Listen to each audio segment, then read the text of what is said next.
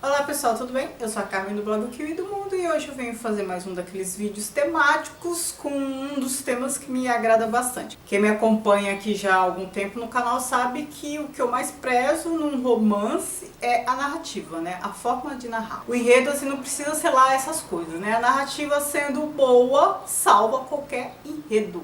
Então, de 5 em 5 eu sempre apresento romances com uma narrativa que me agrada bastante. Então acho que eu já fiz uns 3 vídeos com essa temática, eu vou deixar aqui nos cards e aí vocês podem acompanhar. Dessa vez eu vou falar de O Colecionador, do John Foyle. A história de um cara que é aficionado por uma moça e a sequestra, a mantém em cativeiro.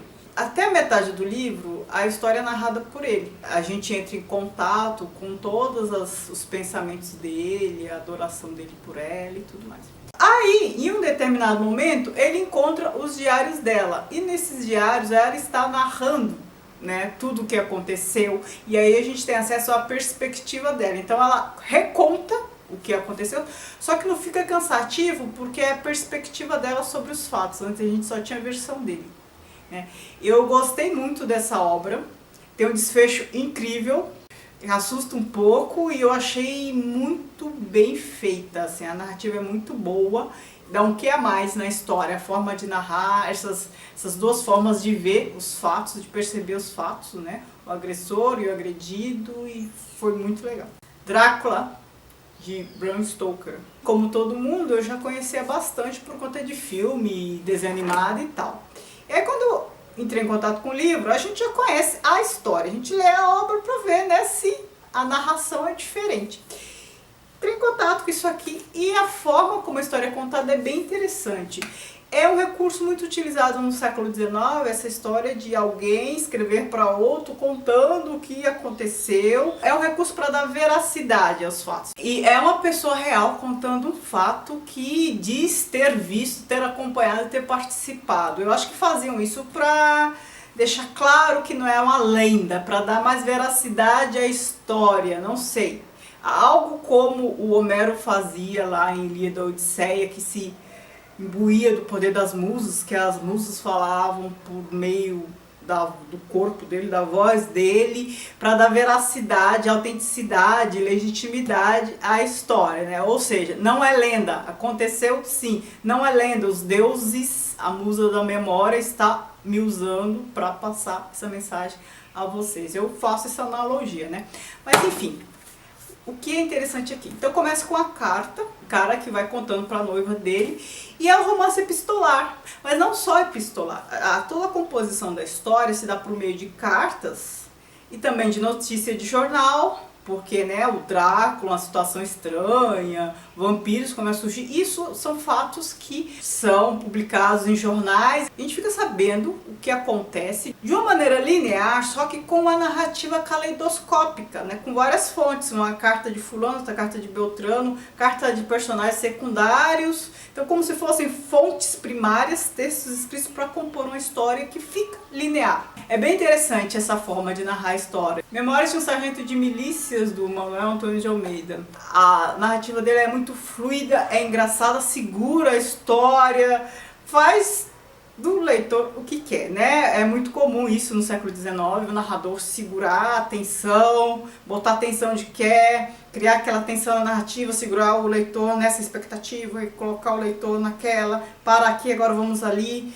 É um narrador onisciente, onipresente, onitudo e enxerido, é quase um personagem da história. Aqui, eu acho que boa parte da graça dessa obra é pelo modo de narrar a história. Não que a história do Leonardo não seja interessante, mas a forma de narrar, eu acho que tem um grande peso. Ele também lançou mão de um recurso que não era tão comum na época. Ele tratou de personagens assim de baixo clero, com linguajar mais simples, mais baixo, digamos assim, muito entre aspas, né? Enquanto muitos autores usavam aquela linguagem rebuscada, tratava da burguesia brasileira, né? Da elite brasileira.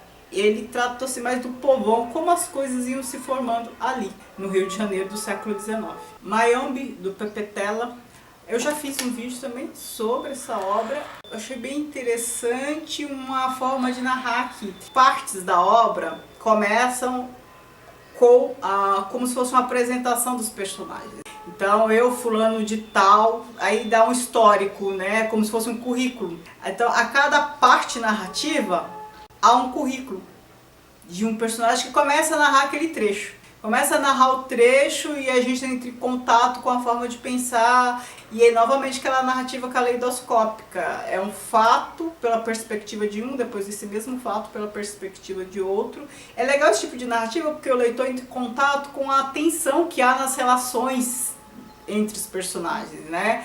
E porque a gente sabe o que um tá pensando, tá sentindo, depois a gente entra em contato com o pensamento e as emoções do outro e a gente fica naquela expectativa, o que vai acontecer, né? Como eu já fiz um vídeo sobre esse livro, eu vou deixar aqui nos cards e eu não vou comentar mais não, mas é bem interessante por conta disso. São vários focos narrativos e a cada começo de foco a gente tem o currículo de quem vai narrar. E são personagens que estão no conflito, na guerra lá de independência da Holanda.